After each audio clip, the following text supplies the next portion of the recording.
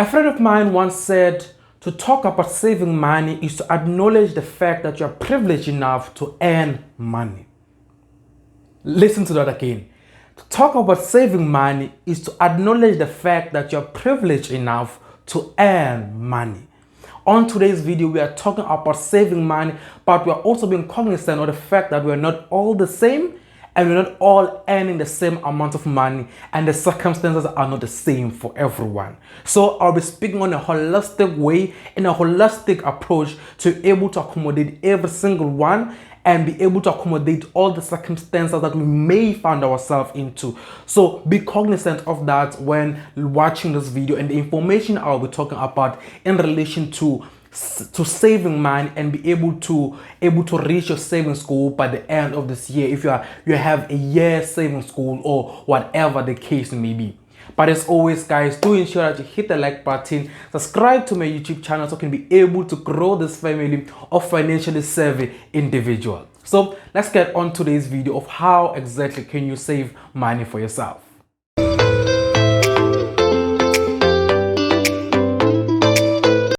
Hello future millionaires and billionaires, and welcome to an insightful and informative video right here on my YouTube channel. For those who are new to my channel, my name is Ivan Sambo, and on my YouTube channel I am seriously dedicated on simplifying the world of investing, budgeting and saving for the average South African. On today's video, we're talking about saving. We're talking about the culture of saving. What exactly is that culture? How can we improve our savings culture? And how can we exactly be able to reach our year or our 5-year savings goal? But also, just to put this disclaimer, I am not a financial advisor. None of my videos constitute as financial advice, but they're only for educational purposes. So let's get into it. I think the one thing that I need to mention, that I was going through my Twitter and I saw a tweet that said, every single time I try to save money for a rainy day, it rains every day. I want to start the conversation then. I want to start that conversation with that exact tweet, basically. So when you talk about saving, before I even talk about how exactly to save, let's talk about the mentality of saving. Saving is a culture that you need to get built into. You need to, it's like a habit basically. You need to firstly assume yourself or mentally be ready to save money, because to just start and say I'm saving just like that and start with a huge amount of money, you are going to struggle. You are going to face difficulties in doing that. So that's why when you start saving, you need an end goal. You need an end goal that is definable. When I say it's definable, you can be able to define that goal to a 5-year-old child, and that child can understand it. When you're saying I'm saving money for rainy days, what constitutes a rainy day? What exactly is a rainy day? How do we define a rainy day for you? Because if you're saying I'm saving money for emergency and you don't know what exactly is an emergency or what constitutes an emergency, you'll always have an emergency every day, because mentally you're not disciplined enough to understand what is a rainy day, what is an emergency for me. So when you start saving your money for emergency or for rainy days, it will rain every day because you have never understood the definition of a rainy day for yourself. So I want to start a conversation right there before we even get into how exactly to save. So that's the one thing that you need to do for yourself. Be able to understand the goal that you want to save for and how to define it, and define it in the most simplest way possible that the 5-year-old child can be able to understand what you are saving your money for. So let's start it there. And second thing is that you cannot talk about saving without talking about budgeting. I would like to repeat that. You cannot talk about saving without talking about budgeting. Those two things go hand in hand. So that's why I always say, in order to master savings, you need to be able to master budgeting first. When you talk about budgeting, you're talking about allocating your money exactly the way that you want to, and also tracking your money. Because budgeting is all about allocating your money and tracking your money. Let me also make an example to a previous video I made when I talked about that last year in 2020, I had so many holes, so many leaks basically in my bank statements that I lost a huge amount of money because of leaks. So in order for you to be able to save money, you also need to be able to budget your money, be able to allocate how much exactly are you saving per month. If you're saving 2,000 rand per month or 150 rand per month, whatever the case may be. But at the same time, you also need to be able to track leaks in your budget so that you can be able to maximize the amount of money that you can save for yourself. Let me go back to an example I was talking about of last year, of 2020 for myself. Last year, I found out when I was looking at my 12-month bank statement that I had months where I had like 400 rand disappeared on my bank account. When I say disappeared, it's for me, I was swiping small things. I was swiping 20 rand on a garage buying a Coke. I was swiping 15 rand at Nompumelelo for something. I was swiping like random things that didn't make sense and didn't need, that when I was looking at my bank statement for a particular month, those small things together became a huge amount, like 300 rand, 400 rand, 200 rand. So other months, I noticed in December, those small things, like all of them came to almost 600 rand in December of 2020. And I was like, yeah, that was money I would have been able to save if I was able to track my spending well and able to spend accordingly to the money I wanted to and follow a budget. That's why when you want to talk about saving, it also needs to go back to that aspect of also being able to track your money and allocate it accordingly.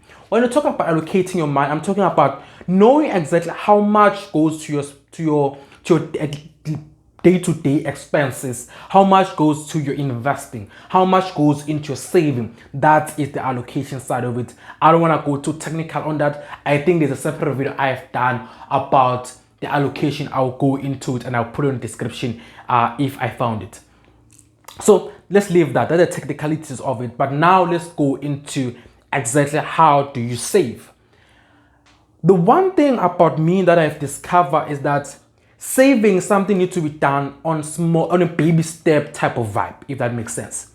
A friend of mine became a teacher last year when coronavirus hit, and the Mpumalanga school education department was looking for extra teachers to hire because of coronavirus and everything was happening. A friend of mine was one of the lucky people who got hired.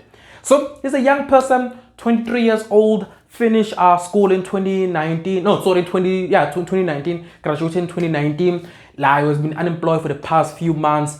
Finally got a job for himself. But now here's a problem. He started getting a huge salary. He went from being a NSFAS student, getting 1.5, now being a teacher, getting a huge salary. So he took that salary and said, because I'm still staying at home, I don't have responsibility, I don't have a child, I'm gonna save 7,000 rand per month. That for him mentally was too much, because you went from saving 200 rand per month as a student to now 7,000 per month as an employee. So mentally, his mind was not prepared to save that huge amount of money. It was too much pressure on him. That 3 months into it, picked up a phone, called me, said, Ivan, I'm trying to save and I'm putting my money aside, but I feel like it's too much. I feel like I cannot move on. It's because mentally you went from saving 200 rand to now 7,000 rand. You never took a baby steps of reaching that.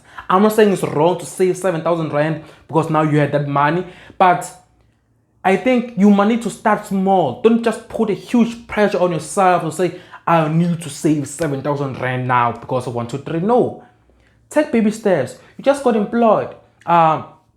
Focus on 2,000 rand. Increase it month or increase it once every 2 months or once every 3 months, so that your body, your mindset, and basically your entire existence can adjust to step-by-step basics, so that you can reach that 7,000 rand at the right mental state and the right time for you to even do it. So that's why when you start saving, do not rush to put a huge amount of money once. Like, for example, you want to put 700 rand per month, you want to put 300 rand per month. If you know that you need to start by putting 100 rand per month, for the first 3 months, put 300 rand per month.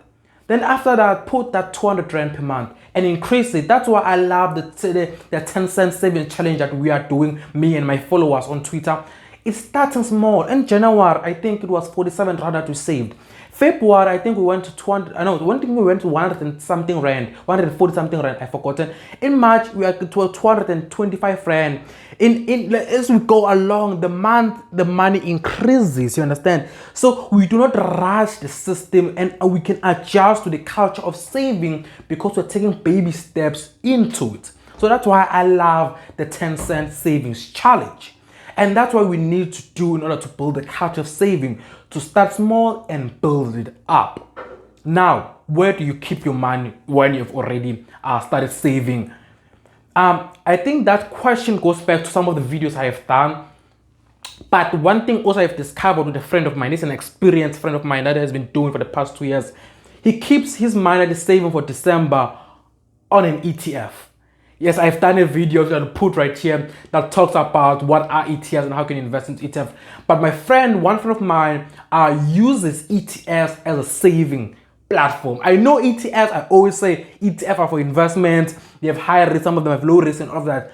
But a friend of mine has picked the Johannesburg Top 40 ETF as his savings account. Literally, he put money there because the growth of that ETF is in a way that he can earn interest much more faster, so that he can be able to have money in December, so that when NSFAS doesn't pay out in December, he has another amount of money set aside, because every single month he puts 200 rand there on that ETF, and because NSFAS pays for 9 months, that goes to, like, I think it's 1,800 if I remember correctly. But for him, end of that 9 months, he most of the time he has around 2,100, around 2,000 or 1,900, but their interests are attached to the growth of that ETF. So he earns money, so that when NSFAS stops paying in November, he has another money to use for December to continue with his lifestyle that he has been living, that was being supported by NSFAS. So when NSFAS stopped paying and the end of the academic year has ended,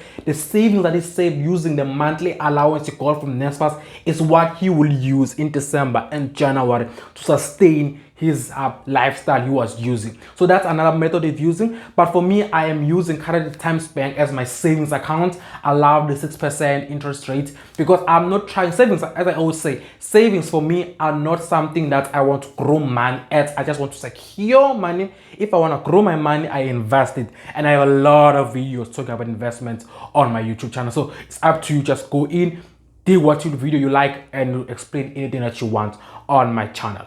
So that's for me. I just love TimesBank, that I keep my savings account into it. And the other way that I also keep my savings, that I am also partaking in a savings challenge that also helps me be able to save, and I keep all that money in my TimesBank account. And also at the same time, the stokvel that I'm into also help me in relation to ways to save money. So that's basically how I wanted to just jump into this video and talk about the idea and the culture of saving. It really is important not to just rush the system and be able to do it in a proper way, basically. So as always, guys, I am Ivan Sambo. Do ensure that you hit the like button and subscribe to my YouTube channel. Thank you so much for watching, guys.